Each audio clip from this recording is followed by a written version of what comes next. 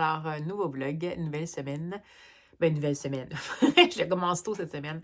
On est le jeudi soir, le 27 mars, et ben, c'est ça. J'avais déjà beaucoup de contenu pour le vlog que je viens tout juste de clore, alors je me suis dit, pourquoi pas, allez, on se lance. Surtout que, ben, j'ai reçu un livre que j'avais précommandé, puis là, je viens de terminer le fameux My Monticello de Jocelyn Nicole Johnson.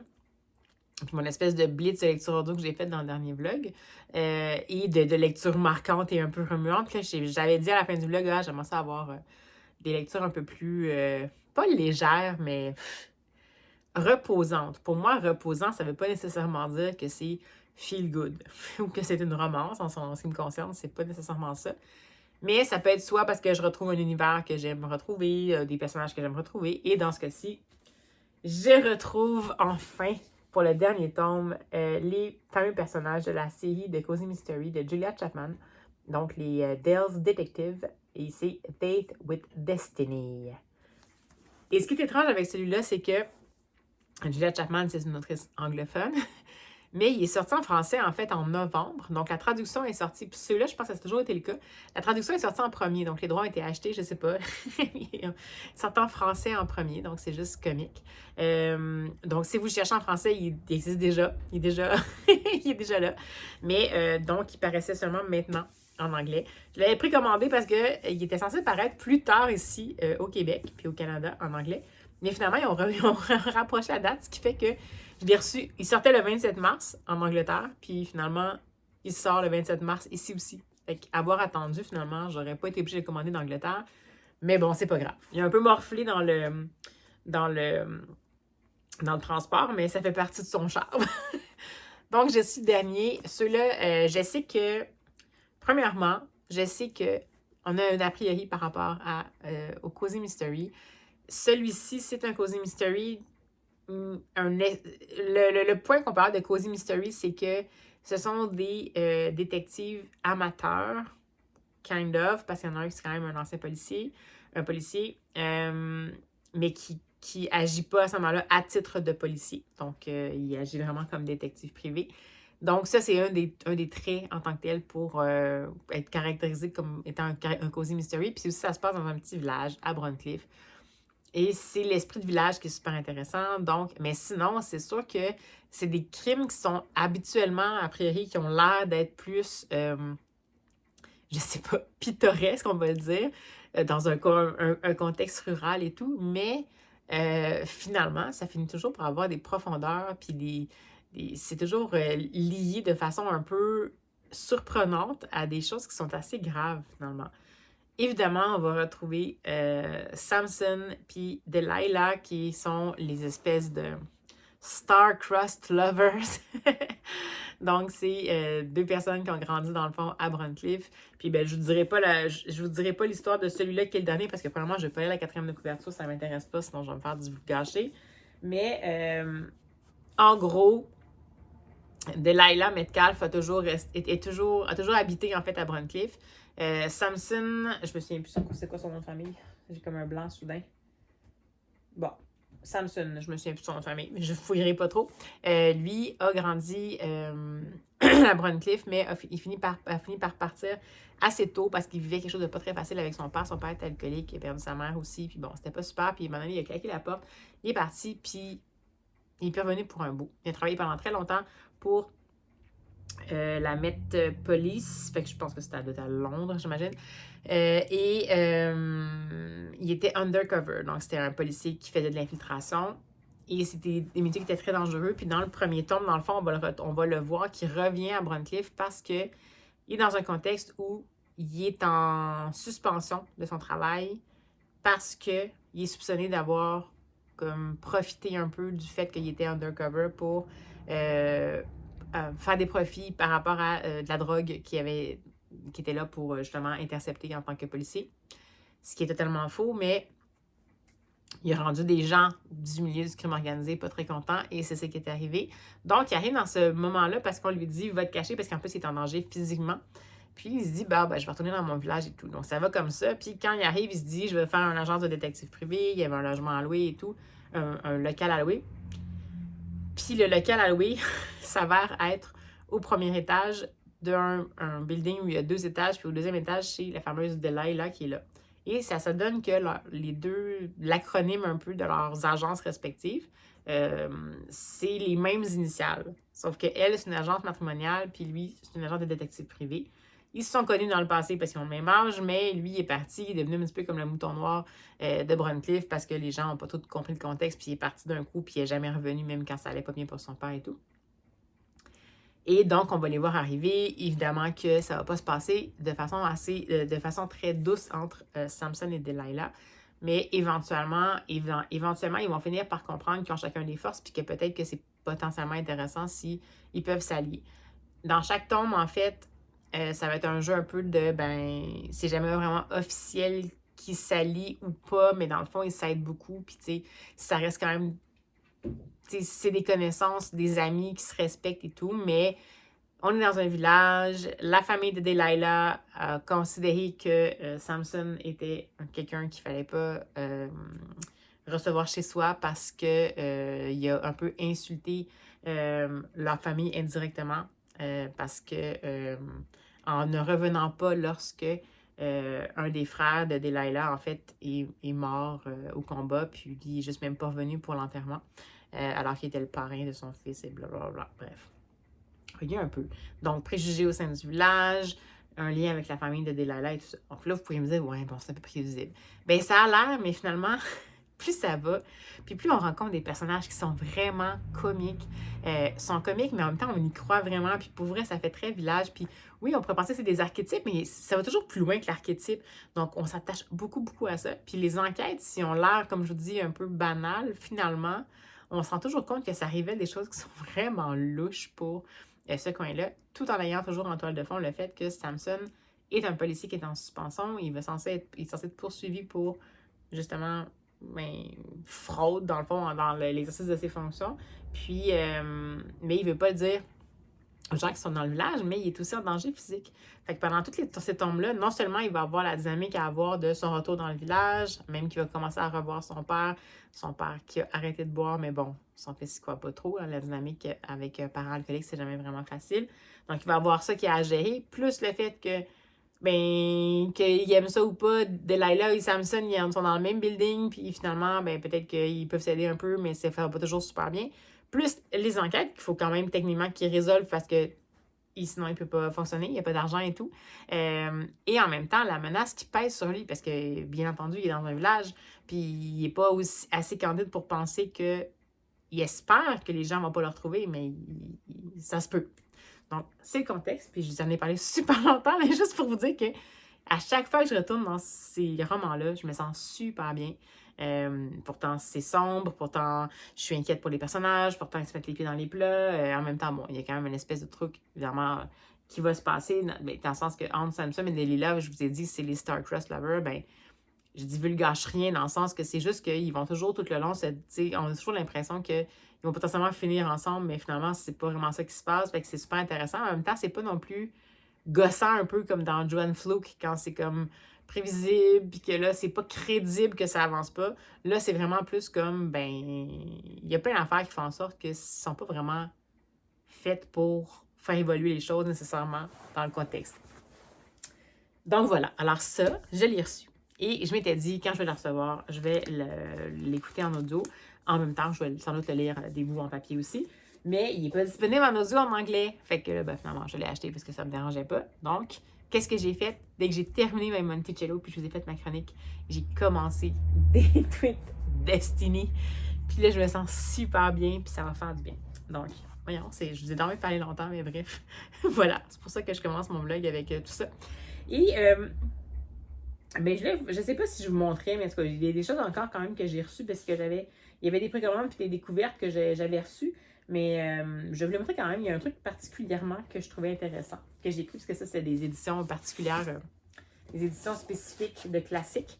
Puis là, je me suis lancée là-dedans. C'est moins mon genre habituellement parce que je finis toujours par ne pas les lire parce que c'est trop compliqué, mais c'est un peu le principe de Minalima, mettons, mais pour du Jane Austen. Donc, cette fois-ci, c'est Persuasion, donc de Jane Austen, le texte intégral, mais qui a été fait avec des artefacts. Donc, par exemple, ici, où on va voir, je pense que ça c'est une coupure de journaux, qui est en lien avec le texte de persuasion. Il va y avoir des lettres aussi. Donc, c'est vraiment le texte qui est indiqué dans l'histoire. C'est ça ici? Oui, ça, je pense que c'est un extrait de livre d'histoire, je crois. Steele's List of the Royal Navy. Donc, ça doit être des listes de marins. C'est ça qu'on voit. C'est super cool. Donc, on en a plusieurs à travers le roman. Et bon, c'est pas un format qui est super pratique à lire, parce que bien entendu que pour avoir fait ça, puis pour avoir fait ce format-là, bien, ils ont été obligés de faire des pages qui sont vraiment pleines. C'est un gros format. Puis avec des artefacts, ça se lit toujours un petit peu difficilement, mais il n'y en a pas à chaque page. Mais je trouve ça super cute. Je me suis dit, ah bon, dans le fond, je pourrais. Puis Persuasion, c'est un des livres de Jane Austen que j'aimerais lire, mais qu'à chaque fois, je remets à plus tard. Fait que je me suis dit, allons-y pour un incitatif. Peut-être que je vais juste vous le montrer. C'est chez Chronicle Books. Puis de ce que je comprends, c'est que c'est une... Il se spécialise là-dedans. Donc ça, c'est une des collections spécifiques qui s'appelle... j'ai vu tantôt, mais c'était sur un papier qui était à l'arrière que j'ai retiré. Mais donc, c'est une collection qui met en scène justement des textes classiques pour lesquels ils ont mis justement des artefacts. Donc, comme je vous dis, c'est un petit peu l'approche Minalima, disons, pour ceux qui ont vu ça avec les Harry Potter, les autres titres qu'ils ont. Mais en tout cas, si jamais ça vous intéresse, c'est chez Chronicle Books. Puis, il y en a d'autres, nécessairement, qui peuvent exister. Donc, ça, j'étais contente quand même, parce que c'était une petite découverte, puis tout ça. Sinon, ben écoutez, j'ai hésité, ça fait longtemps que je veux le lire. Puis, oui, je sais que dans le contexte actuel, j'ai peur de lire, puis je sais que je suis en retard parce que la série est sortie, mais c'est une autrice canadienne qui se bat justement pour empêcher la censure. Et ben, je me suis dit qu'il fallait quand même que je m'y mette. Ça serait mon premier Margaret Atwood, je pense. Donc, The Handmaid's Tale et The Handmaid's Tale. Donc, La Servante écarlate. Et puis, c'est elle, là, Margaret Atwood. Si jamais vous n'avez pas vu, j'essaie de voir si jamais j'y pense, de mettre le lien vers la vidéo qu'elle avait faite. Je pense que c'était, je ne sais pas si c'était en reel ou sur Facebook, mais elle avait fait une vidéo justement sur... parce que ce livre-là, en fait, il est à l'index, entre guillemets, il est censuré beaucoup aux États-Unis. Et ben justement, elle faisait une vidéo où elle essayait de brûler, comme dans Fahrenheit 451 de Ray Bradbury. Donc, elle disait, c'est pas en les censurant que ça va disparaître. Donc, on la voyait avec un gros fusil lance-flamme qui essayait de faire brûler son livre, mais ça brûlait pas parce que c'était un livre en métal. Donc, bref, je trouve ça super intéressant. Donc, pour ça, je vous dis, là, c'est une autrice qui est quand même impliquée dans ce genre de truc-là. Fait que je me suis dit qu'il fallait bien que je le prenne parce que, bon, sinon... Ça, c'était plus une découverte. J'ai décidé de le prendre pareil, j'ai hésité. En plus, j'ai l'autre. Ça, c'est Benjamin Stevenson qui a fait un petit spécial de Noël. Donc, Everyone This Christmas Has a Secret. C'est lui qui a fait Everyone in My Family Has Killed Someone. Everyone in This Train is a Suspect. Celui-là, je l'ai, mais je ne l'ai pas encore lu. Puis j'aimais tellement l'écriture de cet auteur-là que j'avais acheté le deuxième. Puis celui-là, c'est un peu un genre de tome complémentaire, puis que les gens vont lire un petit peu dans le temps de Noël. Puis je me suis dit, ah, peut-être que ça pourrait être mon... Ah, j'ai pas regardé combien il y avait de chapitres, mais je pense que ça marche. Non! Est-ce qu'il y a 24 chapitres, pour vrai? Ça serait le fun. Mais je pense que oui. Peux-tu? Bon, pas tout à fait, mais je pourrais presque. Donc, voilà. Fait que ça, je l'ai pris parce que ça va être mon futur roman de l'Avent. Donc, oui, je suis vraiment en avance. Puis ça, j'en ai tellement entendu parler. Bon, à part le fait que je l'ai reçu vraiment magané. Puis là, ben, je me demande si je vais pas le déclarer. Mais bon, je vais voir, là, de toute façon. Ils sont pas trop ostineux, eux autres. Mais sinon, tout ce qu'ils vont faire, c'est qu'ils m'en envoyer un autre. Puis c'est pas très écologique. Fait que je vais peut-être juste le réparer. Mais ce livre-là, je l'ai vu passer chez Sophie Lee. Mais il est partout à travers...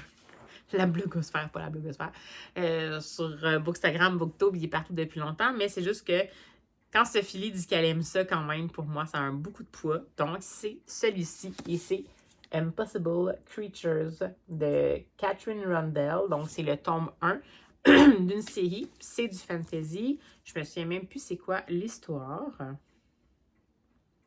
C'est l'histoire de Christopher qui va sauver, à un moment donné, un bébé griffon qui est en train de se noyer. Il va le sauver d'un lac qui était caché. Et le fait qu'il sauve ce bébé-là, griffon, va changer sa vie pour toujours. C'est pas mon genre, habituellement. C'est pour ça que je fais exprès pour des fois me challenger. Margaret Atwood, c'est mon genre, c'est la dystopie, mais j'ai toujours eu une espèce de... J'avais peur que ce soit trop rough, mais maintenant, je pense que comme vous pouvez le voir, je lis des choses qui me bouleversent un peu trop. Un peu trop. Qui me bouleversent pas mal. Donc, je me suis dit que j'étais prête pour ça, mais c'est quand même, pour moi, ça va me sortir de ma zone de confort parce que je ne saurais jamais jusqu'où ça va me confronter. Donc, celui-là. Puis celui-ci, parce que si Sophie a dit que c'était super bien écrit, j'ai envie d'essayer. Je suis bibliothécaire quand même. C'est sûr que je vais les avoir achetés pour la bibliothèque, mais j'aime ça quand même en fait en lire par moment pour des gens qui ne sont pas nécessairement des genres que je lis habituellement pour essayer justement de découvrir de nouvelles plumes, puis de voir à quoi ça ressemble, puis de pouvoir me faire ma propre tête par rapport à ça. Donc ça aussi, ça va être de de ma zone de confort. Puis celui-là, ben, j'aurais pu ne pas l'acheter. Mais c'est parce que, je ne sais pas si vous vous souvenez, j'ai écouté un livre de Jennifer L. Holm. Jennifer L. Holm. Donc, c'était Poisson dans un aquarium, je me souviens plus. Genre le 13e poisson, the 13th Goldfish, je crois. Puis j'avais super aimé ça. C'était un roman style 9-12 ans et tout. Puis sa plume, j'avais gros aimé. Puis ça fait longtemps que j'ai passé Turtle in Paradise. Puis dans le fond, c'est un roman graphique qui a été fait en collaboration avec Savannah Ganoucho. Et ça se passe avec une jeune fille de 11 ans. Et dans le fond, ce qui va se passer, c'est que la mère de Turtle va avoir un travail de femme de ménage chez une dame qui a de l'argent, mais qui déteste les enfants. Et comme c'est le cas, ben Turtle va devoir aller vivre chez sa famille éloignée parce que, ben évidemment, sa mère ne peut pas la garder avec elle. Quand elle va arriver là, elle va arriver en Floride, puis pour elle, c'est comme un gros dépaysement parce qu'elle ne s'est jamais tenue dans cet état-là. Puis en plus, il y a plein de cousins qu'elle n'a jamais vraiment connus. Puis il y a plein de secrets de famille qu'elle est prête à découvrir. Puis dans le fond, ce que j'ai trouvé, c'est que je trouvais ça intéressant. Puis le visuel, c'est moins mon genre. Je vais juste vous montrer un petit peu peut-être.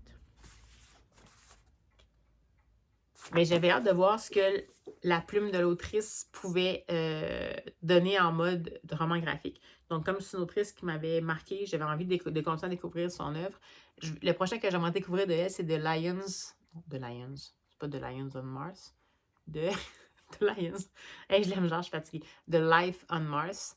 Et c'est l'histoire d'un jeune garçon qui habite sur Mars pour vrai, donc des colonies d'humains qui sont sur Mars. Donc celui-là aussi me tentait bien. Mais là, je me suis dit que je vais commencer par celui-là. Puis l'avantage avec lui, c'est que je sais que si jamais je le lis, que peu importe comment je le reçois ou pas, si jamais j'essaie de ne pas le garder, ben je vais je vais le faire circuler, soit je le donne à une bibliothèque pas loin, comme ça je me dis au moins ça va être utile.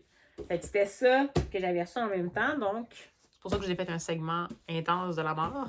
Donc, ben voilà, ben là, écoutez, le vlog est clairement lancé et fort entamé. Alors, ben on va juste poursuivre le tout, puis je vous reprends quand je peux.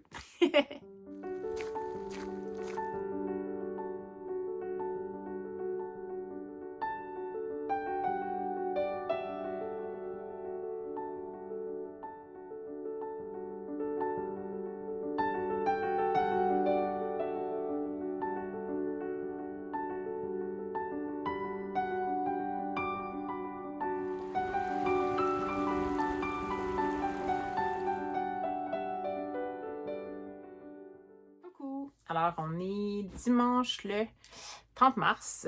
En fin d'après-midi, je suis allée prendre une mini-marche dehors parce que il fallait que je marche. Puis finalement, je me suis fait prendre par la pluie, donc soyez indulgents. Mais mes cheveux, c'est ça que ça donne. Mais c'est ça. Je voulais vous dire que j'ai terminé. Je suis comme contente, mais en même temps, je suis triste. Donc, Date with Destiny de Julia Chapman, le dernier tome de la série, oui.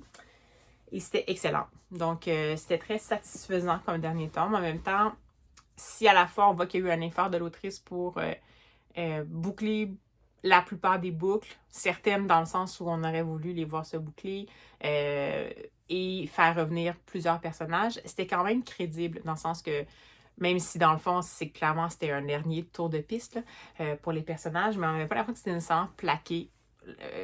Les personnages qui revenaient le plus, c'était justifié qu'ils reviennent plus longtemps. Ceux qui faisaient juste passer, c'est tout à fait justifié aussi. Puis Puis en plus, l'enquête était quand même vraiment intéressante. Ça s'est déployé sur fond de télé-réalité et encore une fois, ça se passait à Fellside Court, qui est l'espèce de résidence pour personnes aînées autonomes qui est à Broncliffe, dans laquelle le père de Samson habite et l'oncle ou le grand-père, je pense, d'un des policiers du village aussi habite. Et bref, cette bande-là sont super alertes et tout. Puis là, ben, dans le fond, ils vont encore être mêlés à ça. Donc, c'est un peu un mélange de... quand ça se passe à Fellside Court, ça me fait quand même toujours un peu penser plus à Richard Osman. Un petit air, dans ce cas, de Richard Osman. La plume est toujours aussi agréable. Les personnages, ils évoluent bien. Ils évoluent pas de façon nécessairement aisée, avec tout ce qu'il y a de circonvolution humaine qu'on peut avoir.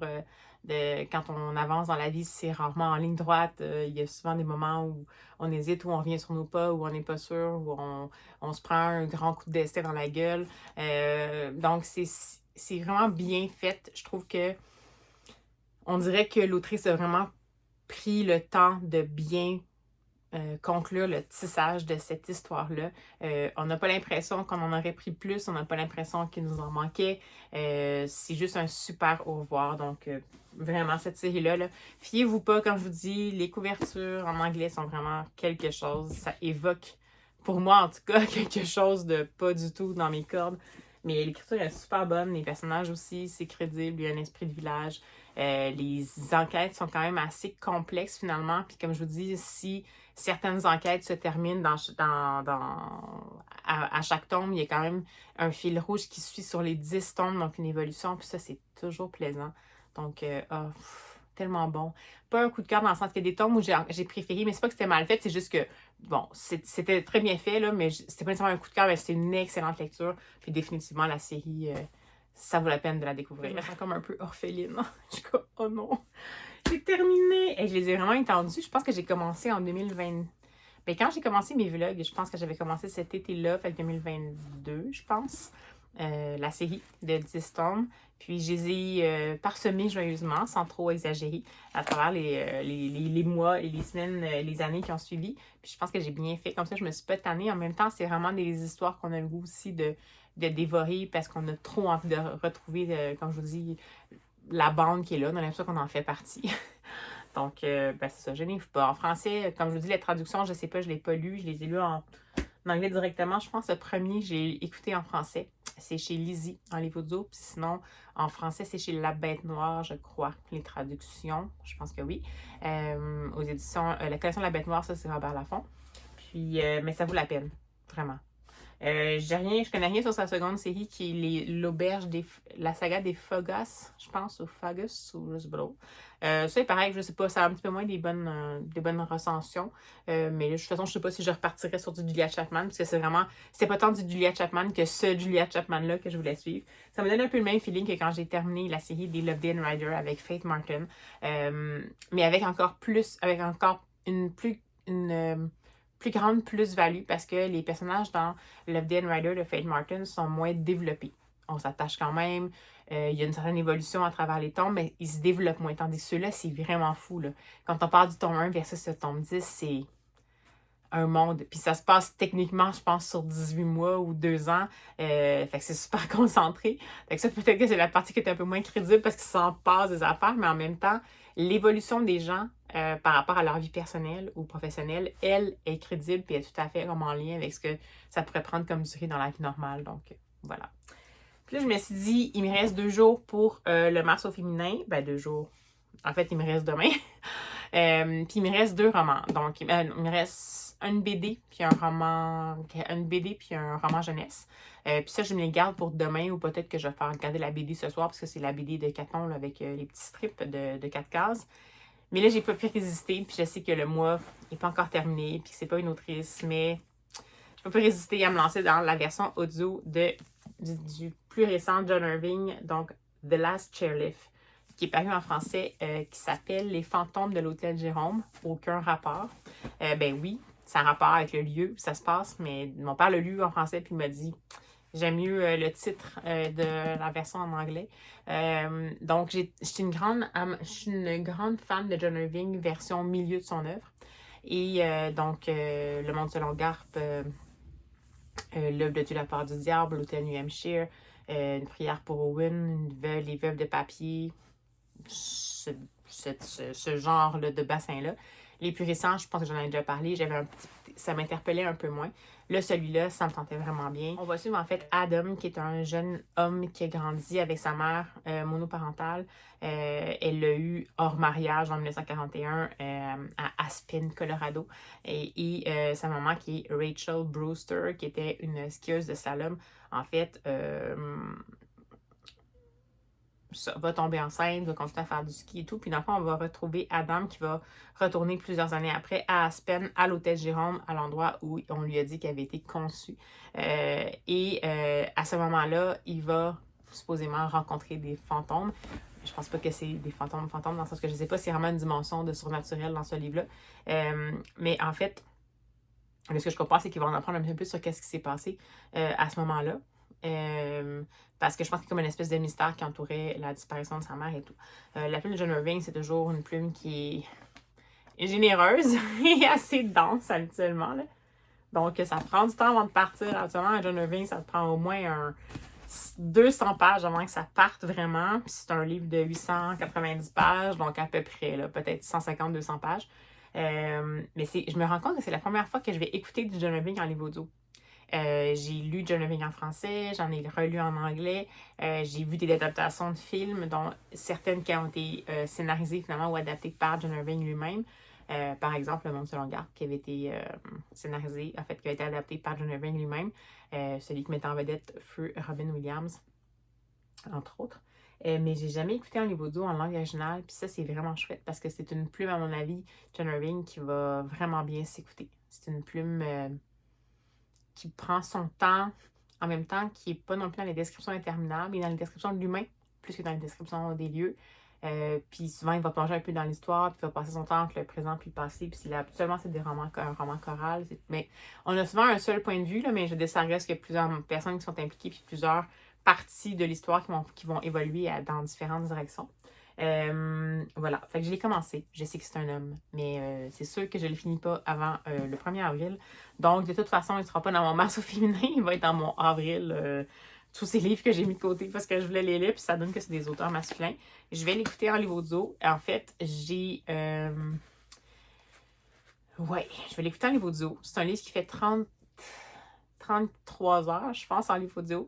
Puis là, en fait, je l'ai sur une plateforme où moi, c'est à peu près 27 heures que je peux écouter. Fait que je sais pas ce que je vais faire, mais de toute façon, mon nombre d'heures est renouvelé d'ici là. Fait que je sais pas si je vais l'avoir terminé d'ici la fin de la semaine, mais de toute façon, je risque de l'avancer quand même aussi en papier. Parce que je ne veux pas nécessairement juste l'écouter en audio, c'est plus pour pouvoir l'avoir en continu. C'est un livre qui est agréable, absolument, le John Irving, à lire d'un coup, d'une traite, sans trop sortir de cette zone-là. Par contre, ça ne dérange pas si je lis la BD puis potentiellement le roman jeunesse pour le terminer mon marceau féminin. Là, je pense que ça va bien cohabiter. Fait que c'est ça, c'est là où j'en suis rendue. Alors, sur ces bonnes paroles, là, je vais aller me reglisser sur la couette parce que c'était quand même un petit peu humide à l'extérieur. Puis, on se reprend quand je peux.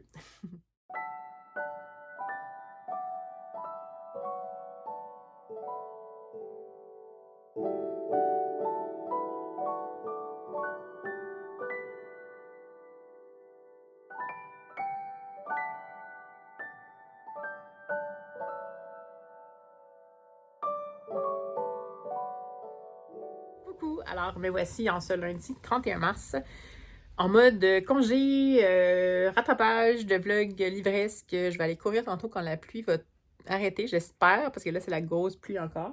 Mais je suis dans mon dernier aussi droit pour le mars au féminin. Il me reste 2 livres à lire, donc un roman graphique, une BD, un recueil de comics de Caton et un roman de Kieran Millwood Hargrave. Quelque chose comme ça. Un roman jeunesse. Donc, j'ai commencé par Caton, avec son salade de fruits. Donc, c'est celui-là qui est un recueil de comics. C'est vraiment des les principes de BD 4 cases, la plupart du temps, des fois 8. Donc, c'est vraiment un florilège, disons, un florilège instantané de sa vie. Ça remonte, ça semble être assez varié, un peu comme des extraits de journal intime, mais en version BD. Donc, c'est super sympathique. C'est des choses du quotidien, aussi de sa vie de créatrice. Comme Caton, on est toujours un petit peu habitué aussi avec son regard assez singulier puis un peu absurde des fois sur la vie. C'est vraiment agréable. C'est quelque chose que là, moi, j'ai lu d'un coup, mais c'est plus un recueil qui fait bon picorer. En lire quelques-uns de temps en temps, ça fait vraiment rire. Moi, je préfère quand ce sont des histoires qui se suivent pour Caton. Je trouve que sa force, elle réside là-dedans, mais en même temps, le petit côté vraiment, son humour assez singulier, je le trouve quand même agréable à déguster dans ce genre de recueil-là. Ben, pour moi, comme je dis, ça a été une bonne lecture, mais c'est pas non plus un coup de cœur, parce que c'est moins la forme que je préfère pour Caton. Ben, je suis bien contente de l'avoir découverte dans cette forme-là, qui fait un peu penser à... Ben, elle se tient beaucoup aussi avec d'autres créatrices québécoises, Osviane puis Iris Boudreau.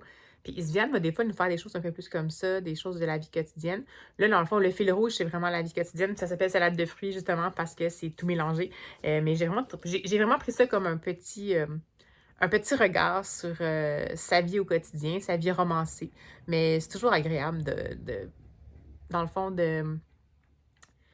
on sent un peu l'authenticité, la simplicité, la spontanéité dans dans ces comics comme ça, dans ces strips. Puis ça, moi, je trouve que c'est une des choses qui me marque avec Caton, puis que même quand tu es dans la fiction, son ton est toujours comme ça, sa plume est comme ça, son dessin est vraiment simplissime, dans le sens pas négatif du terme. Moi, je serais même pas capable de dessiner comme ça, mais je veux dire, volontairement, c'est simplifié, ces traits sont simplifiés pour qu'on ait vraiment l'essentiel.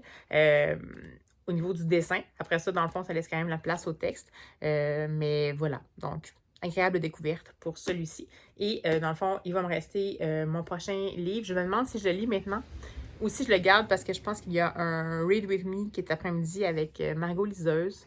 Donc peut-être que je pourrais, si le temps pouvait collaborer, je pourrais faire un peu de rattrapage de vlog, essayer d'aller courir si ça diminue un peu, puis après ça, m'installer devant le Read With Me pour lire mon dernier roman pour le Mars au féminin. Ce serait un bon programme, je trouve, pour la journée. Puis sinon, ben, je suis toujours dans mon fameux John Irving de Last Chairlift. Mais voilà, agréable. Il pleut, je suis à la maison, j'ai congé. Je peux pas rien demander de mieux. Kiffe quand je découvre que dans un livre jeunesse, il va y avoir des épreuves. En plus, là, c'était pas du tout marqué dans le résumé. Alors, on est dans de la fantaisie jeunesse, mais on est aussi sur un livre qui ressemble clairement à un schéma un peu dystopique. Donc, c'est un univers assez original.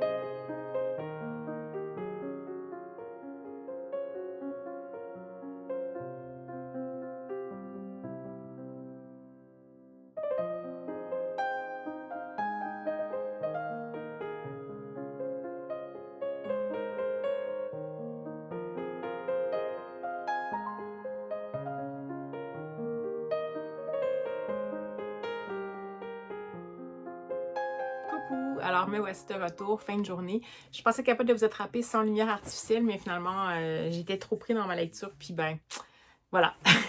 Ça va artificialiser ce soir. Je viens de terminer cette lecture et c'est un coup de cœur. C'est un coup au cœur, c'est un coup de foudre, c'est intersidéral. C'est à ce point, oui, oui. Donc, je m'attendais quand même à quelque chose de remuant qui allait me plaire parce que cette autrice-là, je l'avais découverte dans quelque chose et le requin. Dans Jane et le requin? Non. C'est ça? Julia and the Shark. Jane et le requin. C'est pas si pire. Julia and the Shark. Qui était une de ces histoires qui était un peu ce même format-là, qui était techniquement du jeunesse, parce que l'héroïne, elle me semble qu'elle avait 12, 13 ou 14 ans. Et dans celui-là, on abordait encore une fois un peu la vie atypique dans un lieu atypique. Donc, une espèce de déracinement. Donc, on suivait une adolescente qui se ramassait dans un phare pendant un été parce que sa mère, elle avait des découvertes à faire au niveau scientifique. Puis, ça abordait en même temps d'autres sujets. Bon, l'écologie, bien sûr, mais aussi le lien mère-fille, la santé mentale et tout ça. Dans celui-ci, c'est un peu la même proposition, mais dans le sens, non. Il y a des points communs, mais donc je m'attendais vraiment à quelque chose qui allait me toucher. Et c'est basé sur en partie sur une histoire vraie. Et à ça va s'entremêler un autre récit. Donc, on va y suivre Leila, qui il va aller rejoindre sa mère à Tromsø, je pense, en Norvège. Il me semble que c'est ça. Puis je ne le dis pas comme il faut, ça doit être Tromsø. Parce que, ouais, ça doit être quelque chose comme ça, en Norvège. Sa mère, là-bas, c'est une scientifique, c'est une météorologue, et elle travaille là dans un institut parce qu'elle est en train d'essayer de recenser une espèce de cavale complètement hors norme d'un renard arctique qui est parti comme de son milieu naturel qui était à Stravbald. Oh là là, les noms de lieux qui étaient à Svalbard, donc au nord de la Norvège, et qui est parti puis qui s'est rendu jusqu'à des îles qui sont proches du Canada, mais toujours dans le cercle arctique. Et donc, sa mère est là, puis elle essaie de monitorer ça et tout. Ce qui est particulier, c'est que sa mère et Leila et sa mère sont syriennes et ont dû fuir leur pays en raison de la guerre. Ils ont fui comme plusieurs migrants dans des conditions difficiles. Ils se sont retrouvés en Angleterre et Leila habite là-bas avec sa tante, ses tantes, il me semble. Et sa mère est partie en Norvège pour son travail depuis 6 ans. Donc, Leila, elle a 12 ans, puis ça fait 6 ans qu'elle n'a pas vu sa mère. C'est-à-dire qu'ils font des appels FaceTime, ils communiquent, mais ça fait 6 ans qu'elle n'a pas vu sa mère. Puis, en Angleterre, ben en fait, bon, elle est bien accueillie avec sa famille, dans le fond, proche, même si c'est pas sa mère. Puis elle a quand même des contacts avec sa mère, mais personne ne parle vraiment de la migration. Tout le monde a comme des façons différentes de gérer le fait qu'ils ont immigré et tout. Et personne ne parle de ce qui s'est passé. Elle n'a pas beaucoup de souvenirs, à part le fait qu'elle a comme une grande incompréhension, voire rage de savoir que sa mère est partie, puis qu'elle comprend pourquoi sa mère est allée là pour suivre un renard, puis ça fait 6 ans qu'elle l'a pas vu. Donc, ça, c'est le contexte. Et donc, Leila va aller la retrouver. Quand elle va arriver là, sa mère ne sera même pas à l'aéroport. Ça va être une de ses amies, une de ses collègues de travail qui va l'accueillir, en même temps qu'elle va aller accueillir sa propre fille, qui est un petit peu plus vieille que Leila. Et dans le fond, Leila va comprendre rapidement que finalement, sa mère ne s'est même pas déplacée pour aller la chercher à l'aéroport et que sa mère habite en colocation avec cette scientifique-là qui est aussi une collègue et que là, ils vont se ramasser comme à 4 dans un minuscule appartement. Donc, elle et sa mère et elle plutôt, et la collègue et sa fille pour l'été, alors qu'elle, déjà qu'elle était stressée de sortir du pays, donc de sortir d'Angleterre pour aller en Norvège. Pour quelqu'un qui est une migrante, elle a encore un passeport syrien, donc rien n'était moins sûr, c'est super stressant, elle a voyagé seule. Puis là, dans le fond, déjà qu'elle a ça, plus le fait qu'elle n'a jamais pu parler à sa mère de ce qui s'était passé, puis comment ça se fait que sa mère a quitté et tout ça. Puis là, elle se ramasse dans une situation où elle a encore beaucoup de rage en elle, qu'elle est comme pas capable de mettre en mots. Puis là, elle se ramasse dans une espèce d'appartement minuscule où sa mère est comme là, mais elle s'occupe pas vraiment d'elle et tout ça. Donc, ça part comme ça. Et rapidement, on va comprendre que sa mère a comme pas vraiment dit tout à Leila avant qu'elle parte pour la rejoindre cet été-là. Ils viennent d'avoir des fonds pour une expédition spécifique pour aller vraiment voir sur place la fameuse renard arctique qu'ils ont surnommé Miso parce qu'ils ont installé un tracker GPS, mais pour que ce soit des données probantes puis que ça soit étudié un peu pour l'environnement et tout ça, ils ont eu des fonds. Puis il faut qu'ils aillent sur place. Donc, Leila apprend comme sur le fly comme ça, le soir même de son arrivée, que en fait, ils vont partir dans une expédition pour tout l'été sur un bateau pour aller chercher, aller voir le renard. Puis bien sûr que la mère de Leila, elle lui donne le choix, mais en même temps, bof. Fait que Leila fait comme, OK, je vais y aller avec vous autres. Mais tu sais, beaucoup de changements, beaucoup d'incompréhension, beaucoup de non-dits. Et elles vont donc partir sur une espèce d'aventure-là de partir justement dans les mers arctiques à la recherche de ce renard-là. Donc, ça, c'est un des filons qu'on va suivre pendant toute l'histoire. Puis l'autre filon, c'est qu'on va suivre Miso, donc le renard, qui, dans son périple, donc vraiment de point de vue de renard, dans le livre, ça va être traduit par des passages qui sont sur des fonds colorés comme ça. Peut-être que j'en ai un qui est plus clair. Là. Des fonds colorés comme ça. Donc ça, c'est vraiment ce qu'on va voir, puis ce qu'on perçoit, qu'est-ce que le renard, quand on a la narration, il va se faire appeler Fox, parce que dans le fond, c'est un renard, et on s'entend que c'est juste les humains qui lui ont donné un nom, le renard n'a pas cette conscience-là. Puis quand on passe dans la narration qui est en lien avec Leila, Sama, les scientifiques, on est dans une colorimétrie qui est comme ça. Donc, on a 2 points de vue qui sont là, un qui n'est pas humain, un qui est humain, puis un qui est du point de vue du renard, mais c'est pas vraiment... Bon, oui, on lui donne une parole, mais c'est pas anthropomorphisé, donc c'est pas... on y prête... Le renard n'exprime pas des émotions. C'est juste que c'est vraiment à hauteur de renard. Et dans cette optique-là, et en regard de ce qui va se passer avec ces deux voies-là de narration, avec comment ces deux destins-là vont s'entrecroiser, puis comment ça va avoir un impact sur la suite de l'intrigue. Je ne pourrais pas vous en dire beaucoup plus parce que sinon je vais vous divulgacher. Ça m'a énormément fait penser. Puis pas dans le sens que c'est pareil du tout, mais il y avait une vibe de Pax de Sarah Pennypacker. Donc vraiment, si jamais vous avez aimé l'atmosphère de Pax de Sarah Pennypacker, il y a quelque chose de ça là-dedans. Puis c'est vraiment intéressant. Puis encore une fois, c'est un point de vue qui est justement d'un animal qui n'est pas anthropomorphique, c'est pas anthropomorphique, pardon. Donc oui, il y a des émotions, mais pas vraiment. C'est plus comme ça va toujours être d'un point de vue animal. Donc c'est sûr que, mettons, ce renard-là va se dire, ben j'ai faim, je vois qu'il fait froid, je sais qu'il faut que je revienne au lieu où j'étais, où il y avait ma famille, mais ma famille dans le sens où il y avait mon géniteur et ma génitrice. Donc c'est un peu comme ça que c'est. Mais en même temps, on voit quand même le renard interagir avec son environnement. Ça, on le voit, mais il n'y a pas d'émotions humaines qui sont mises là-dedans. Alors, ça va se développer. L'expédition va avoir lieu. Les péripéties vont se multiplier. Les personnages vont évoluer de degré ou de force. Il y a des choses assez majeures qui vont se passer. Et ça va se terminer ça va culminer dans une grande prise de conscience importante, comme je vous dis, en ce qui concerne notre place sur Terre, comme humain, parce que dans le fond, on est une des espèces animales qui est sur la Terre. L'impact qu'on a sur la Terre, puis que le fait qu'il y ait des changements climatiques, qu'est-ce que ça peut avoir fait, comment ça peut forcer justement la migration. Dans ce cas-ci, pour le renard, c'est ce qui s'est passé, parce qu'il est parti vraiment en migration. Je crois qu'on fait 2000 milles, il me semble que c'était 2000 milles.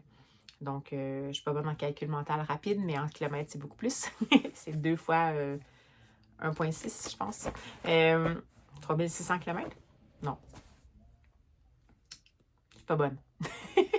Donc, ça va nous faire... C'est vraiment un roman qui met ça en perspective, mais en utilisant, oui, bien sûr, cette histoire-là, qui est une histoire vraie de l'espèce de migration de ce renard arctique-là, qui est parti parce qu'en fait, les choses changeaient, la nourriture change, on le sait avec les ours polaires aussi, ça fait la même chose, la fonte des glaciers, ben, ils peuvent plus rester où est-ce qu'ils sont, il faut qu'ils aient de plus en plus loin pour avoir de la nourriture, puis pour, en fait, se reproduire.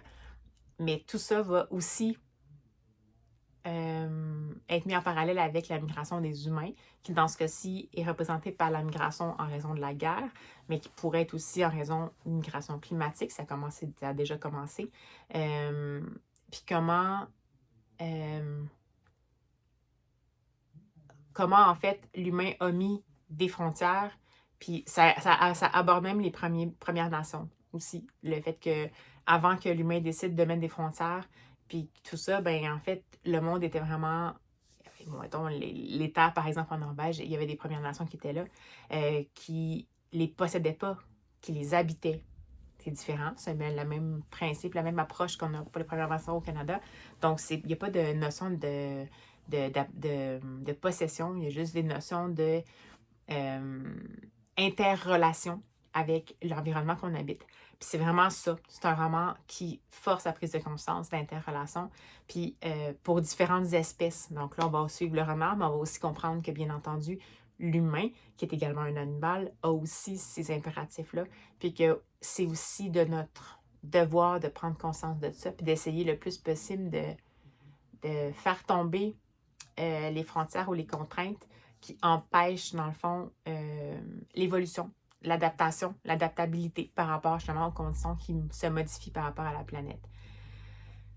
Ça, c'est une partie. Puis sinon, évidemment, qu'il y a une grande partie qui est la relation mère-fille, les non-dits, le trauma d'une migration qui ne s'est pas nécessairement passée dans les meilleures conditions.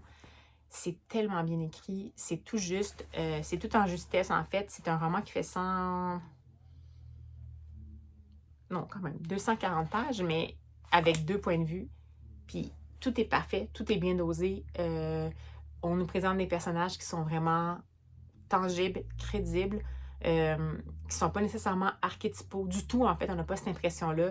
On a l'impression vraiment qu'on pourrait les rencontrer lors d'un voyage, justement, comme ça, ou dans un institut quelconque, quand on va en Arctique. L'histoire de Leila et sa mère, c'est un exemple parmi tant d'autres d'histoires potentiellement de migration qui sont potentiellement... qui pullulent. C'est une histoire quand même qui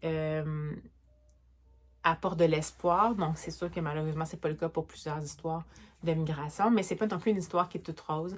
C'est une histoire qui a ses zones d'ombre, qui a ses zones de silence.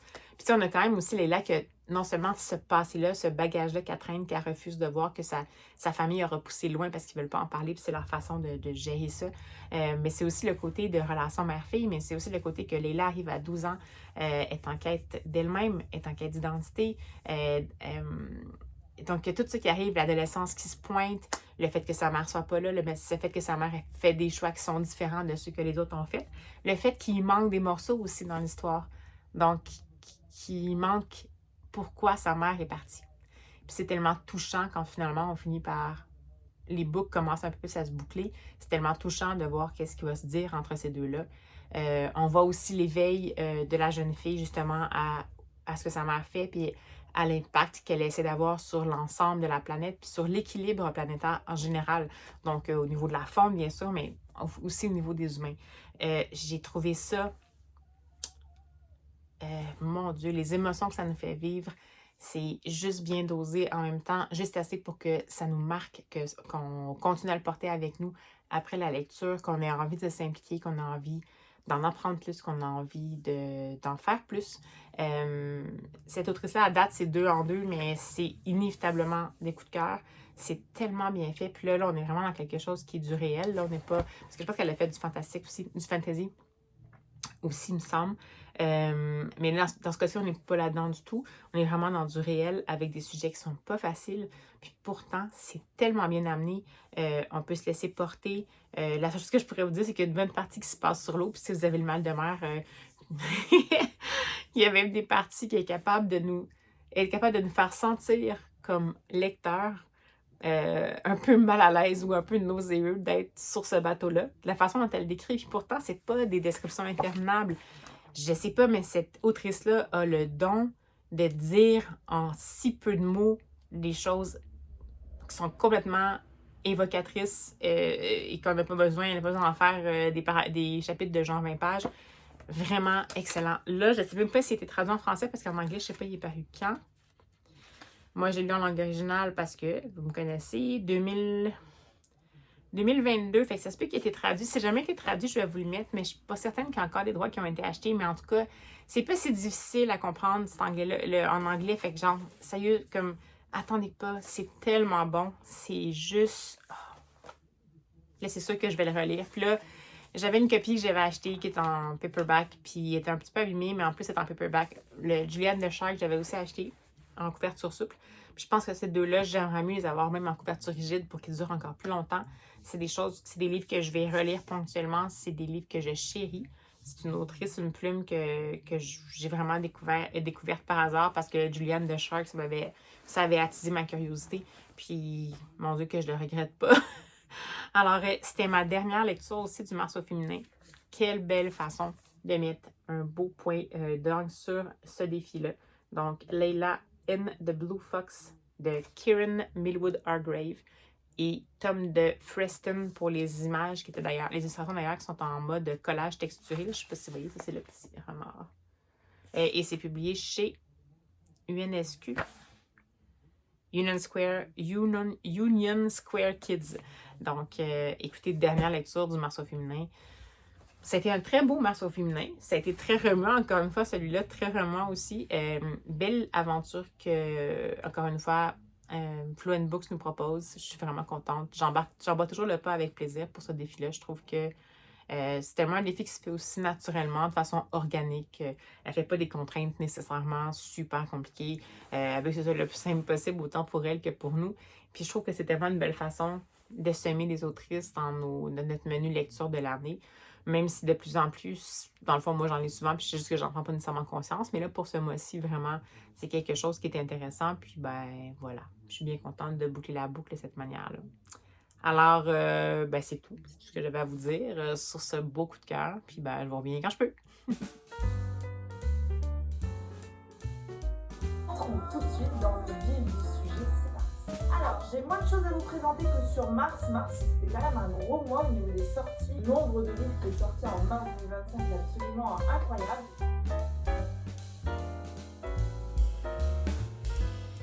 Coucou! Alors, mercredi, fin de journée, post-course, avec casquette, donc tout pète weird, essayez de ne pas trop porter attention. Je viens vous voir parce que ça fait 2 jours que je me dis qu'il faudrait que je vous parle de ma lecture en cours, qui est le fameux John Irving, donc The Last Chairlift, qui en français est Les fantômes de l'hôtel Jérôme. Et je ne sais pas comment vous en parler. C'est sûr que de toute façon, je ne terminerai pas dans ce vlog-ci parce que là, on approche pas mal de la durée maximum que je me mets par vlog. Fait qu'à mon avis, je vais voir. J'ai beaucoup de graphiques que j'aimerais lire, mais il y a aussi des nouveaux romans courts qui sont parus chez La Courte Échelle que Sophie Lee a lu et dont elle a parlé puis qu'elle semblait avoir eu un coup de cœur. Donc, je me suis dit peut-être que je pourrais les lire aussi, ceux-là, pour faire quelques petites recensions. Mais c'est sûr que ce ne sera pas de Last Chairlift pour celui-là.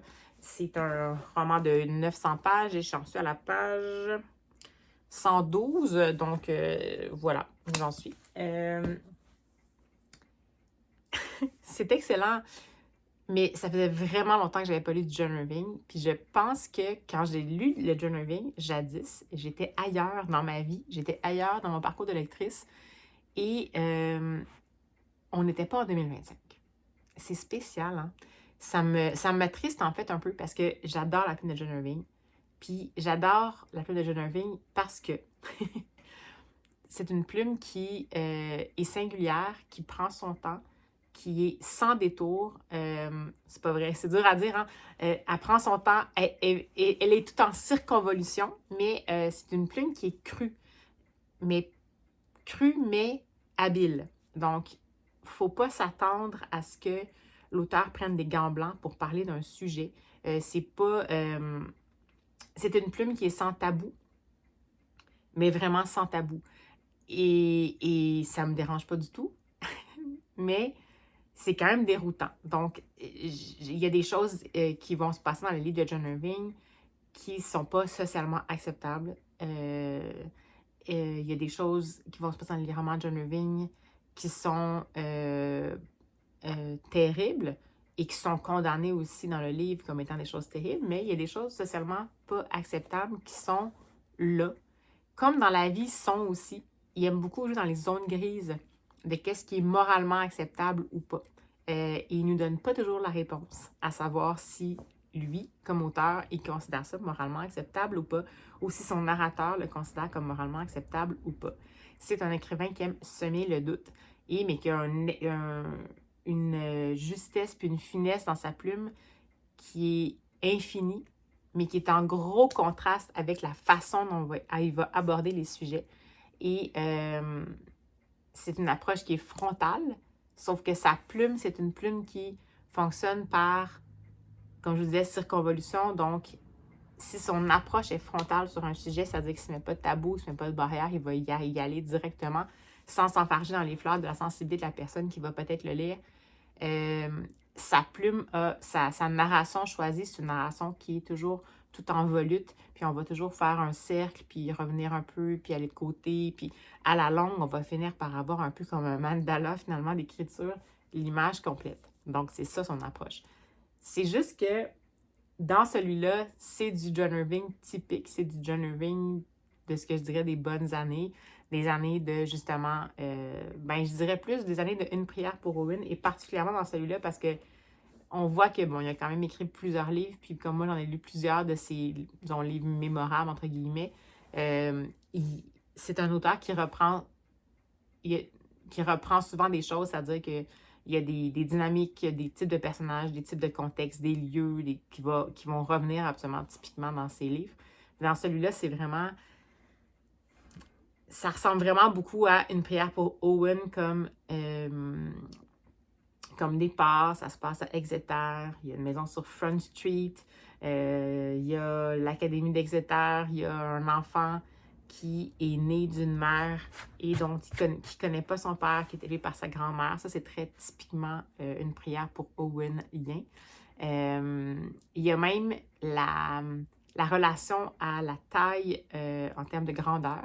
En fait, John Irving, c'est un auteur qui n'est pas très grand. Et dans beaucoup de ses romans, il y a des personnages qui sont petits. Dans une prière pour Owen particulièrement, parce que Owen est un personnage qui est assez singulier, assez un peu inexplicable, mais qui a vraiment une taille infime. C'est pas quelqu'un qui souffre de nanisme, mais c'est quelqu'un de très petite taille. Puis dans celui-là, encore une fois, c'est quelque chose qui va prendre la place parce que la fameuse maman Rachel, donc Little Ray, qui a eu Adam à un âge tendre, quand même, 19 ans, mais qui sans se marier et tout, elle est très petite, parce qu'elle mesure 5 pieds 2, je sais que ça dit. Et il y a une autre rencontre qui va se faire assez tôt dans le livre et qui est un des professeurs qui est à Exeter qui va finir par se lier un peu au duo mère-fils et qui mesure 4 pieds 9. Donc, on a quand même cette notion-là qui est là. On a encore vraiment beaucoup la notion de tout ce qui est famille, secret de famille, moralement acceptable ou pas. Beaucoup de liens avec la sexualité refoulée, fluidité des genres, mais pas nécessairement plus fluidité du genre. Orientation sexuelle de type plus LGBTQIA+. Donc ça, c'est là. Ça a toujours été un peu là, moins nommé dans celui-là. C'est quand même assez présent. Mais ça, c'est juste des morceaux. C'est juste des morceaux de cette espèce de casse-tête fabuleux-là qui est absolument un roman de John Irving. Puis dans le fond, l'histoire, jusqu'à maintenant, est assez simple. C'est toujours un peu ça, finalement, ces histoires-là. C'est vraiment qu'on suit le fameux Adam à partir de son enfance jusqu'à, j'imagine, sa vie de grande personne. Et on va apprendre tranquillement à travers des miettes de passé ou de moments qui va nous narrer comment il a grandi, c'est quoi sa relation avec sa mère, qui est une relation trouble. D'ailleurs, il y a quelque chose qui est de l'ordre de l'ordre du dérangeant, de l'ordre de l'incorrect, de l'ordre à la limite de l'abus, qui fonctionne un peu dans cette famille-là. Puis on va le voir évoluer, on va voir les rencontres qu'il va faire. Puis ça fonctionne toujours comme ça pour John Irving. Donc, il va nous narrer les différentes rencontres du personnage principal. On va apprendre à connaître un peu son entourage, comment il se sent, son discours intérieur. Il va avoir quand même des péripéties. Ça avance, puis ça avance toujours très lentement avec John Irving. Parce que comme je vous dis, c'est pas quelqu'un qui va en ligne droite. C'est quelqu'un qui fait ça, comme ça, comme ça, comme ça, comme ça. On avance, mais c'est toujours avec... Donc, je me demande qu'est-ce qu'il va mettre là-dedans parce qu'il y a vraiment une quête d'identité de la part du personnage principal, ce qui est aussi typique de John Irving.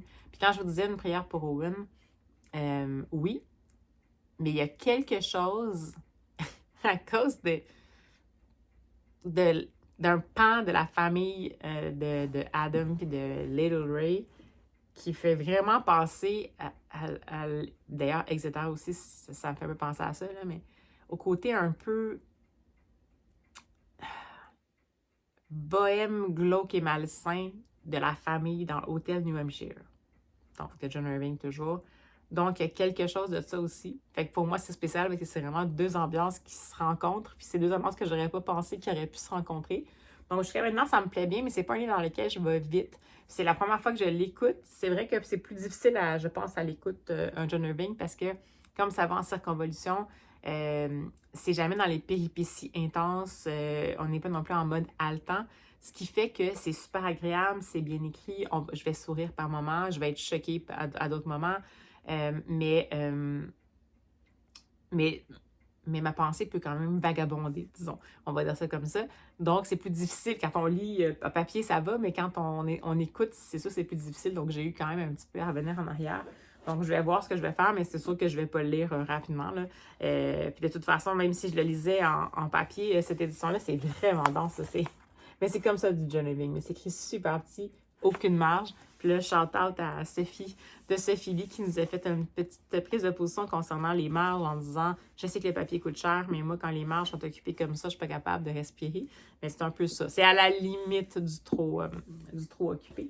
Mais bon, je passe un bon moment. Mais c'est pas un livre, on dirait, vers lequel j'ai envie de me tourner. C'est un livre qu'il faudrait que je lise d'un coup. C'est ça avec les journaling, en fait. C'est que comme le rythme est lent, il faudrait que je sois capable de le lire d'un coup ou en 2 jours, en faisant juste ça. Puis vraiment m'immerger là-dedans. Parce que comme c'est pas quelque chose qui est haletant, mais c'est sûr que le plus souvent, je fais des pauses parce qu'évidemment, je l'écoute quand je vais courir, quand je fais la vaisselle, quand j'ai des transports, quand je suis en voiture et tout. Mais c'est quand même des arrêts.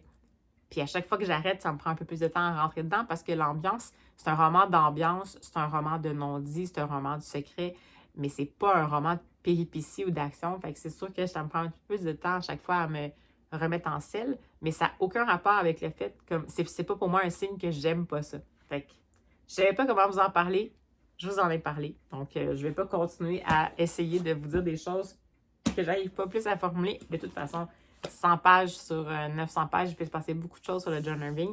Donc, comme je vous dis, je vais peut-être juste vous faire une mini recension parce que je vois que le temps passe d'une dernière lecture courte. Puis, je vais sans doute mettre fin à ce vlog-ci plus tôt que prévu. Puis, j'en partirai un nouveau tout de suite pour essayer que ce soit, disons, gérable pour vous. Alors, à tout de suite! Bonjour, alors me voici dans ma pause repas. Comme promis, je vous fais un petit coucou rapide pour clore ce vlog-ci. Parce que j'ai découvert finalement un des 2 fameux romans courts dont je vous parlais, qui est paru chez La Courte Échelle, dont avait parlé Sophie Lee. Ben, pas parlé, mais elle nous avait comme un peu donné envie de les découvrir. Et j'en ai lu un des 2 qui s'appelle Diamant tendre. C'est d'Amélie Dumoulin, chez La Courte Échelle, encore une fois, dans la collection. C'est Micro, il me semble, cette collection-là. Donc, petite plaquette, 80 pages. Encore une fois, sujet chaud, qui est en lien avec l'adolescence, mais avec... ça pourrait arriver à n'importe quel âge, finalement, pour les femmes, mais n'importe quel âge. Oui, n'importe quel âge. Il n'y a pas nécessairement de bons moments ou de mauvais moments.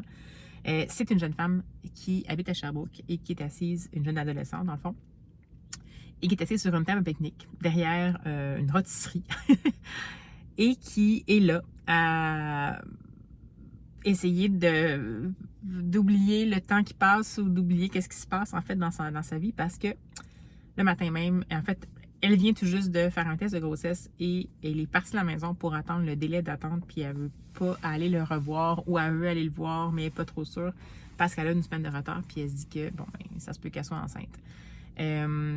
C'est encore une fois une façon d'approcher le récit, qui est un récit en forme de monologue. Donc, on va vraiment être dans le dialogue intérieur de cette jeune femme-là. Et c'est tellement intéressant. On va la voir essayer de changer les idées. Elle est partie sans son cellulaire en plus parce qu'elle est partie vraiment vite. Puis là, elle est comme, oh mon Dieu, j'ai pas rien pour me distraire. On va voir qu'elle va essayer de se sortir de cette espèce d'état de panique puis de choc-là. Puis elle fait tellement ça avec simplicité puis honnêteté. C'est vraiment en langage parlé, mais c'est aussi, quand je dis honnêteté, c'est que son premier réflexe, c'est de potentiellement paniquer parce que c'est le résultat d'une, entre guillemets, histoire d'un soir. C'est sa première fois. Ça s'est pas mal passé, sauf que le lendemain, ça s'est passé dans un camping qu'elle visitait juste pour une fois. Puis le lendemain, ben le jeune homme avec qui elle a eu une relation sexuelle, ben il est parti sans même lui dire bonjour. Donc, tu sais, c'est même pas de quoi son nom de famille. Puis là, ben, elle est un petit peu sous le choc parce qu'elle se dit, ben là, c'est la première fois, ça s'est quand même relativement bien passé. En même temps, j'ai été vraiment comme blessée par le lendemain parce que, tu sais, ça s'est fait dans le respect là, au moment que ça s'est passé, mais pas le lendemain. Puis là, ben, ça se peut que je sois enceinte. Puis on sait pas l'âge qu'elle a, mais on se doute qu'elle doit avoir au moins 14 ans parce qu'elle envisage les différentes options. Si jamais elle est enceinte ou pas, est-ce que je le garde, est-ce que je le garde pas? Elle se dit, ouais, je pourrais me faire avorter. Puis c'est vrai qu'à partir de 14 ans, j'ai pas besoin d'en parler à mes parents parce que c'est l'âge légal du consentement en plus pour ce genre d'acte médical-là. En même temps, on voit qu'elle tergiverse. Puis on voit qu'elle est adolescente, mais quand même est dans l'espèce de spleen des émotions, mais quand même relativement lucide par rapport à son propre processus émotionnel et décisionnel. Donc, il y a des moments où elle va vouloir le garder, il y a des moments où elle va se dire non, je le garde pas, c'est sûr que je vais. Puis finalement, ah non, je vais le garder. Puis elle se met à parler un peu à ce futur enfant-là qu'elle a l'impression qu'il est en elle et tout.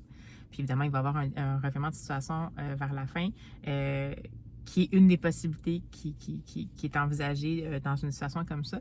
Mais ce que j'ai aimé, c'était peut-être pas aussi marquant que les deux autres que j'ai lus. Donc, Clang, puis que j'ai lu, l'autre, c'était Clang et Coup de poing, je pense. Je me souviens plus. Il y a comme un grand box dessus, mais je sais pas, je pense que c'est Coup de poing. Donc, pour moi, c'est venu un petit peu moins me chercher, pas par le sujet, parce que il y avait peut-être un petit peu moins de tension qui était là. Évidemment, c'est des actes qui sont majeurs dont on parle dans les deux premiers dont je vous ai parlé. Puis, la grossesse, dans ce cas-ci, la grossesse potentielle, dans ce cas-ci, c'est pas que c'est pas majeur, ça bouleverse une vie. Mais c'est vous dire à quel point socialement c'est quelque chose, moi en tant que fille, que pour moi, ça fait partie des choses qui peuvent être envisagées. Le choc est quand même grand. Mais comme en fait, voyez-vous, ce qui m'est passé par la tête, c'est de voir comment l'autrice avait décidé d'envisager la situation. Est-ce que ça s'était bien passé quand même, la relation sexuelle qui a peut-être mené à la grossesse? Puis oui, puis une fois que j'ai su ça, on dirait que j'étais comme, OK, elle devrait être correcte, peu importe le résultat. Puis en même temps, ce qui est intéressant, c'est qu'elle va aborder aussi le fait que si elle garde, ça bouleverse sa vie. Si elle garde pas, ça bouleverse sa vie. Elle va pas à l'aveugle en se disant ah ben dans le fond, tu sais, je vais faire un avortement puis c'est tout, puis ça va juste disparaître. Elle sait que ça va rester en elle potentiellement psychologiquement.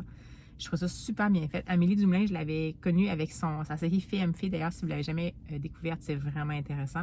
J'aime beaucoup sa voix. C'est vraiment une bulle de réflexion, une bulle d'authenticité, de maturité à hauteur d'ado, puis tellement comme intéressant, je trouve, auquel on peut se sentir, auquel on peut s'associer ou qu'on peut être interpellé, peu importe notre âge, en fait. Oui, c'est dans le cadre d'une situation où on est ado.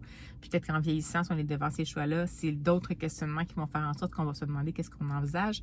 Mais cette situation dans laquelle une femme peut se retrouver, et bien, peu importe l'âge qu'on a, c'est jamais des décisions qui sont nécessairement évidentes à faire, peu importe le contexte. Donc, super petite lecture, super belle découverte. Ça vient juste de paraître, c'est paru le 29 mars, donc ça va déjà être disponible en librairie. Moi, je l'ai lu en numérique.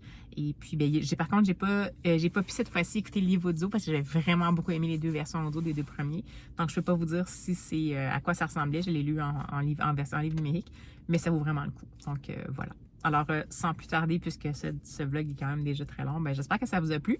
N'hésitez pas à vous manifester en commentaire, ça me fait toujours plaisir. Puis d'ici à ce qu'on se revoit, j'espère que les lectures se multiplient sur votre table de chevet. Puis on se dit à la prochaine!